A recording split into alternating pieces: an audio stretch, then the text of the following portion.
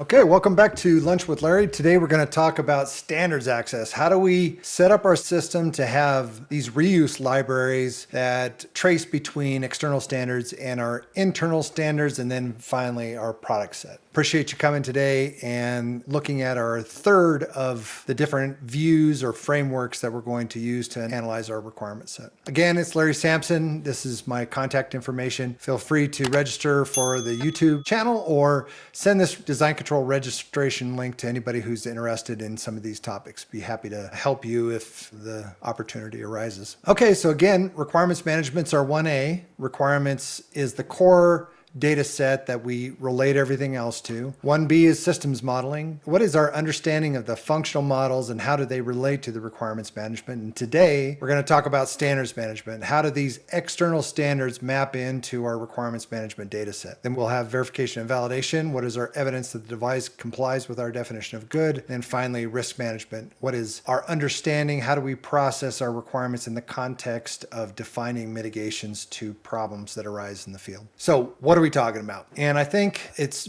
really valuable to step back and say, how is it exactly we want to structure our different projects inside of a requirements management tool to provide us with the kind of traceability that we want? So it's one thing for me to say, hey, from an object standpoint, we have user needs and system requirements and design requirements, and they ought to be related in this way. That's sort of the data-centric view. But in addition to the data-centric view, layered on top of that is a document-centric view. And when I say documents, people think in terms of Word and a whole variety of different things. What a document is in Polarian is a container of work items with also free text and free content to provide context. And then what we can do is we can take that container and put it through a review cycle and approve it just like you would a requirement. So we kind of have the requirement data object level, and then we have the container level, and that's really what we call a document. So we want to talk not only about what is the logical relationship between the work items, but also what are these documents intended to do and how are we going to use them to drive reuse in our device design. So we have these three different libraries. We have an external standards library. Examples, I said in the last one, ISO 60601, 11135, or usability documents, or I used one that was transcatheter heart valve specific in one of the projects that I worked on. So essentially, these are external standards that put requirements on specific scopes of work where a committee sits down and says, whenever we do this activity in the future, we want to have learned from what we've done in the past and re-execute some of that work so we're not making mistakes that we have already solved in the past. And so that's what these external standards are for. Well, when you're doing a submission, one of the really nice shortcuts to a submission is not to create everything whole cloth, but to come in and say, look, there's standards out there that talk about how this is done, and we're going to follow the standard because we know that works, rather than trying to figure out a whole new methodology for everything that we're doing. That's really what this external standards library is. And when we create an external standard in the tool, what we're going to do is we're going to break it down by clause, and then we're going to trace those clauses into the requirements.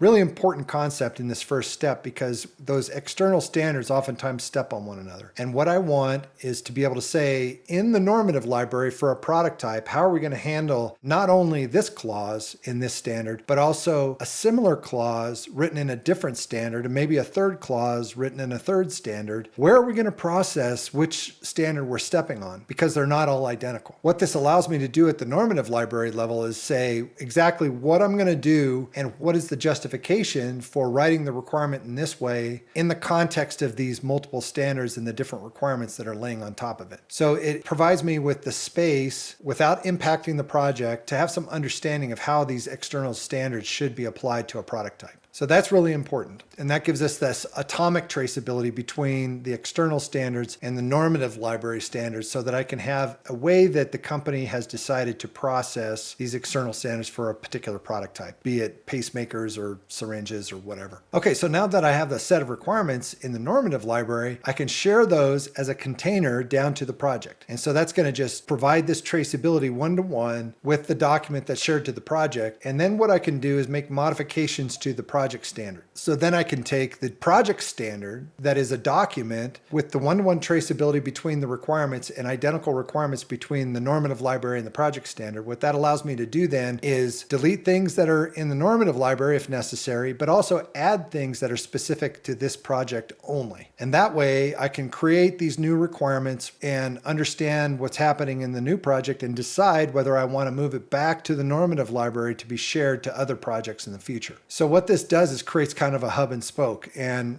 very important concept, because now you can see if I continue to share to the projects from the normative library, what that means is I have a 3-level traceability back to the external standards. It's always 3 levels. And if I do that, then I can run a report that basically says how a particular standard is compliant with a particular project and show that traceability. In addition to that, then I have test cases that are associated with those requirements and test results that are associated with the test cases. And now I can show the actual test case that shows compliance to the standard. And I can do that all at a click of a button. And people really struggle with this in companies because that traceability is usually built out in spreadsheets and it's not revision specific. So it's very difficult to understand what exactly has changed when a standard changes in the field. So what's missing in this process? We have all the functionality in Polarian to do this traceability from level to level, but we are missing certain components. And one of them is these external standards have legal agreements that don't allow you to create electronic copies of the PDFs. So one of the things we'd like to be able to do is have access to those standards in a way that doesn't create copyright problems. Another thing that's really missing in all this is this digital understanding of each clause and how each one of the clauses trace into the projects. That's critical so that the reporting gives us the kind of granularity that we want. And this system, as it's typically deployed in companies with documents, is incredibly slow. Usually what you'll end up with is a global process owner who gets assigned a standard for a product type, and there's usually more than one global process owner because you have different types of products in a company. And when a standard changes, usually what happens is they get an email that says, okay, what's the impact to all the products under your management for a change to the sterilization standard? So they have to go through, first of all, and figure out what's different, get a red line of the standard. Then they have to know what products are impacted by that revision of the standard, not any revision, that revision of the standard. And then they have to say, okay, well, what is the testing that would have to be done to bring all the other projects up to compliance? And in addition to that, usually you don't want to pull those requirements down at a cadence that makes sense to the new standard being released. You want to do it to when it makes sense for the project. So you want to pull them down to the project. You don't want to push them down. So this abstraction of these different levels is really important to making it fast so that I can say, okay, I have an external standard that's changed. Here's the normative documents that are affected. Here's where they're shared in one reporting structure, and then show the traceability. Okay, we have 15 tests that have to be redone. That's going to be X hours per test, and get a report that says what needs to be done to bring us back up into compliance. So very difficult process, and a few key pieces that are missing to do this well. So when I talked about a hub and spoke model, this is kind of what I talked about. When we do new projects, we have this traceability from the normative library to the external standards, and then from the normative library to the projects, each one of the projects. Reuse is accomplished through the library. It's not accomplished between projects. So those external standards are shared through the library. To make this point, if you start sharing between the projects, what happens is we have n levels of traceability. Now I have project to project to project, and I don't know for the 4th project how many levels I need to go through to figure out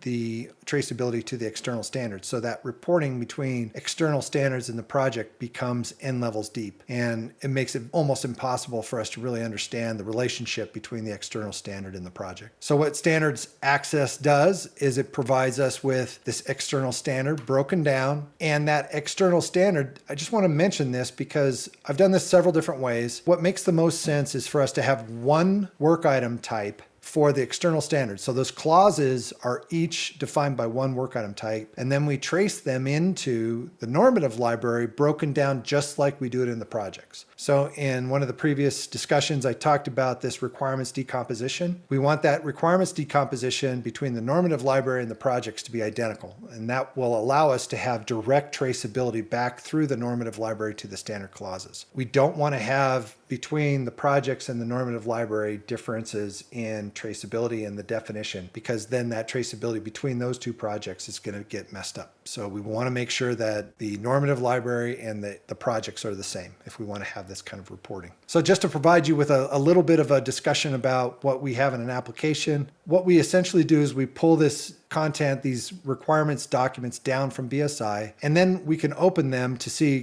what is the content of the document? Is it something that's interesting to me that I want to have in Polarian or not? If the answer is yes, what it does is it breaks those individual clauses down into their atomic content. And then what we do is we import it into Polarian. And so we have this library, you select the document that's important to you, and then it brings it into the external standards library in Polarian and has it broken down into its atomic elements, each clause separately traceable. And that's really the front end of the process that makes this whole thing so much easier. So again, we have this normative library, and I'm just going to show you a couple reports that make this so much more powerful. So at the normative library level, what we want to be able to do is share these documents down to projects with their component requirements in them. And so what this report does is it grabs all of the reports that are in the normative library that are shared down to different projects. And so this is just one example of that, where we have this design verification test document and it's been shared to a new project. It shows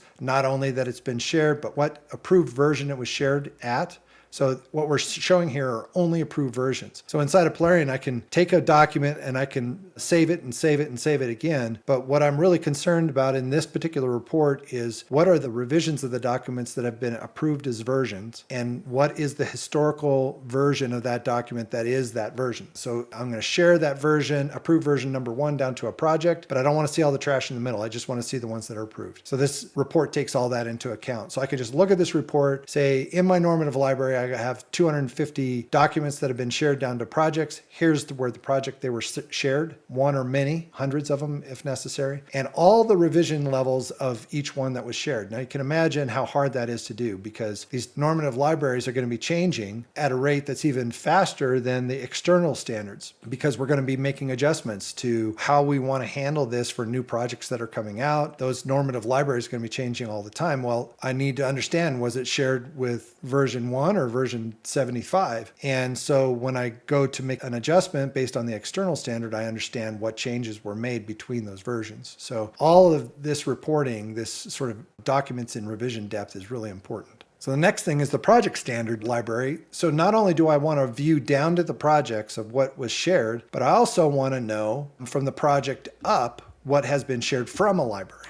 And what this report does is say, what are all the different normative library documents that have been shared down to this project? What revision were they shared? Where were they shared from? What was the name of the document they were shared from? All of the information. And how was it shared? Was it derived? Was it branched? And what project did it come out of? What project was it shared into? What space was it shared into in the project? So all of this information, so that I can click on a box and literally be able to pull down a new revision of the document anytime that I want to. But very importantly, I don't have to pull it down until it makes sense to the project. So for example, when I have a sterilization standard and I want to share a new version of a sterilization standard down to the project, I only want to do that on a cadence when I'm revalidating the sterilization. I don't want to do it a month after the last validation cycle happened. I want to do it at the end of the year when I'm going to revalidate it anyway. So we really want to be in a position where the requirements in the normative library don't impact the project until the project's ready for it. I think that's a really important distinction in how this should be deployed, so we understand better how to control the projects. And this is just a little bit more detail.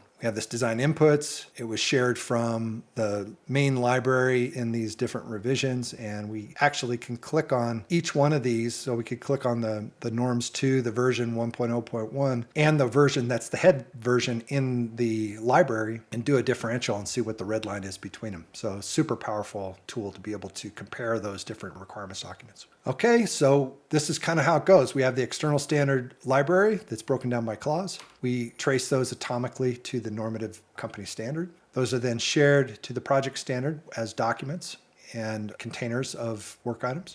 And then we can show this traceability between the external standard and the project standard to show we assured the compliance of a project to each one of the standards. Very important. So we have this partnership with BSI and client partners. If you're a client partner that wants to be involved in this development activity, please let me know and I'll be happy to include you. We value your feedback and we'd want to bake into the application the kind of use case that would be interesting to you. So just to finish up here, what's the value of design control reuse? First off, it's just demonstration of compliance. If we have an audit, I can show for any product line compliance of a project with an external standard very quickly. It's a super rapid way to increase the confidence that the regulatory bodies have in the way we do our development work. And I guess I just asked, how do you currently show compliance with external standards? Usually this is a very manual process. This new method is about 5 minutes. You double click and pull up the report. Just have to know which project and which standard we're concerned with. And I think one of the biggest values in all of this is